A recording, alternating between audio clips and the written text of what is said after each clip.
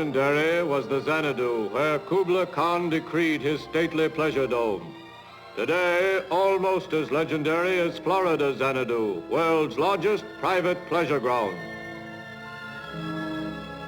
Here on the deserts of the Gulf Coast, a private mountain was commissioned and successfully built.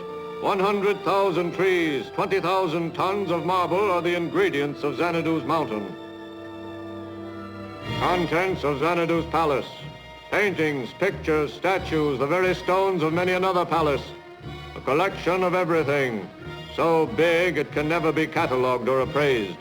Enough for 10 museums, the loot of the world. Xanadu's livestock: the fowl of the air, the fish of the sea, the beast of the field and jungle, 2 of each, the biggest private zoo since Noah. Like the pharaohs, Xanadu's landlord leaves many stones to mark his grave.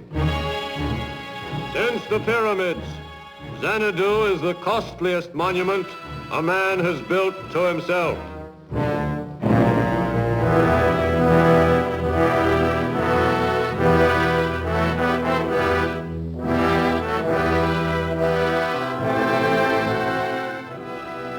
Here in Xanadu last week, Xanadu's landlord was laid to rest.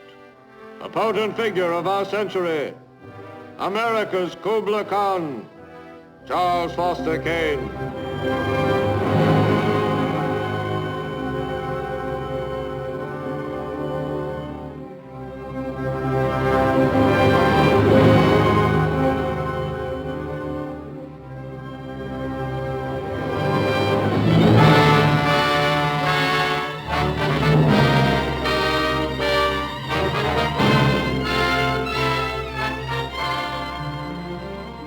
Its humble beginnings in this ramshackle building, a dying daily.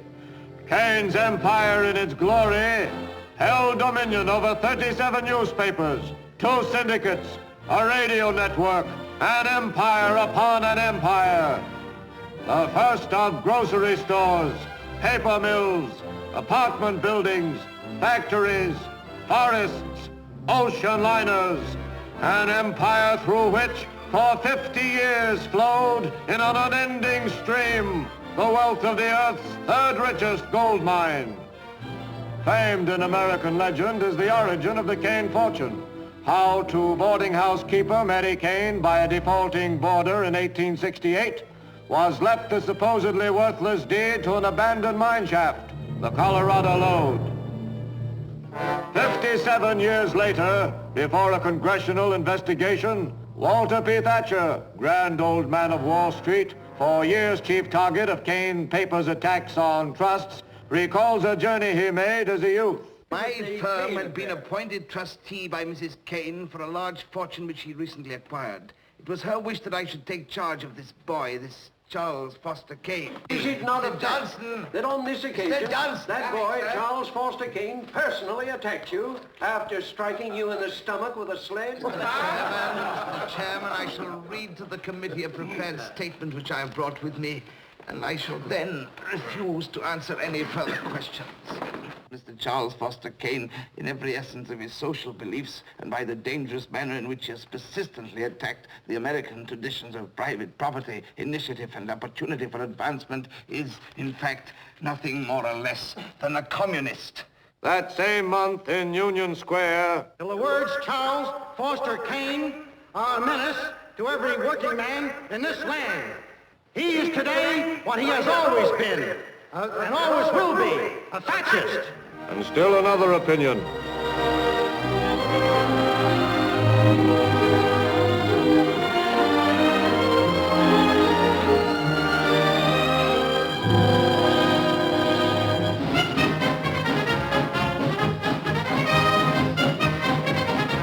Kane urged his country's entry into one war, opposed participation in another, swung the election to one American president at least, spoke for millions of Americans, was hated by as many more. For 40 years, appeared in Kane newsprint, no public issue on which Kane papers took no stand. No public man whom Cain himself did not support or denounce, often support, then denounce.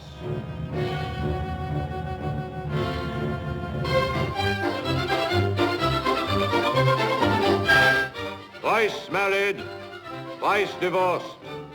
First to a president's niece, Emily Norton, who left him in 1916. Died 1918 in a motor accident with their son. 16 years after his first marriage, 2 weeks after his first divorce, Cain married Susan Alexander, singer at the town hall in Trenton, New Jersey. For wife, too, one-time opera singing Susan Alexander, Cain built Chicago's Municipal Opera House. Cost $3 million. Conceived for Susan Alexander Cain, half finished before she divorced him, the still unfinished Xanadu. Cost, no man can say. Cain, molder of mass opinion though he was, in all his life was never granted elective office by the voters of his country. But Cain papers were once strong indeed, and once the prize seemed almost his. In 1916, as independent candidate for governor, the best elements of the state behind him, the White House seemingly the next easy step in a lightning political career. Then, suddenly, less than 1 week before election, defeat. Shameful, ignominious. Defeat that set back for 20 years the cause of reform in the U.S., forever canceled political chances for Charles Foster Cain. Then, in the first year of the Great Depression, a Cain paper closes. For Cain, in 4 short years, collapse. 11 Cain papers merged, more sold, scrapped.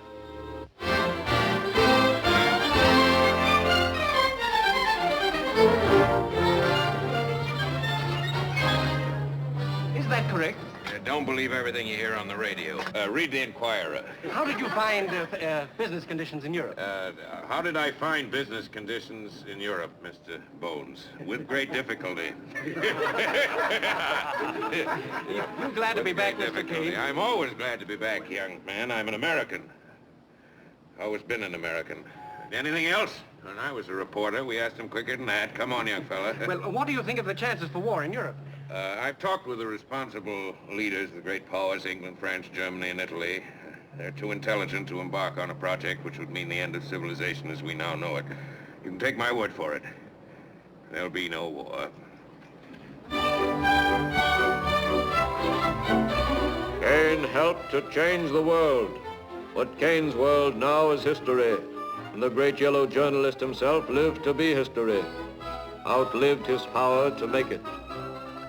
Alone in his never-finished, already decaying pleasure palace, aloof, seldom visited, never photographed, an emperor of newsprint continued to direct his failing empire, vainly attempted to sway as he once did the destinies of a nation that had ceased to listen to him, ceased to trust him.